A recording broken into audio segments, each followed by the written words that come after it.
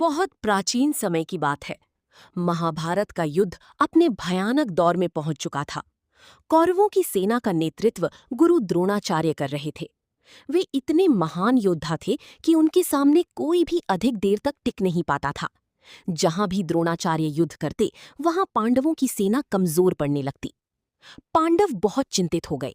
तब वे भगवान श्री कृष्ण के पास पहुंचे और बोले, हे माधव, यदि द्रोणाचार्य इसी प्रकार युद्ध करते रहे तो हमारी हार निश्चित है। भगवान श्री कृष्ण जानते थे कि द्रोणाचार्य को हराना आसान नहीं है।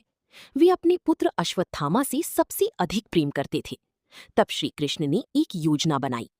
युद्ध भूमि में एक हाथी था जिसका नाम भी अश्वत्थामा था। श्री कृष्ण के संकेत पर भीम ने उस हाथी का वध कर दिया और जोर से चिल्लाई, अश्वत्थामा मारा गया। ये सुनकर द्रोणाचार्य चिंतित हो उठे। सत्य जानने के लिए वे धर्मराज युधिष्ठिर के पास गए, क्योंकि युधिष्ठिर कभी झूठ नहीं बोलते थे। द्रोणाचार्य ने पूछा, क्या मेरा पुत्र अश्वत्थामा सचमुच मारा गया है? युधिष्ठिर दुविधा में पड़ गए। तब श्री कृष्ण ने उन्हें धर्म की रक्षा के लिए कठिन निर्णय लेने को कहा।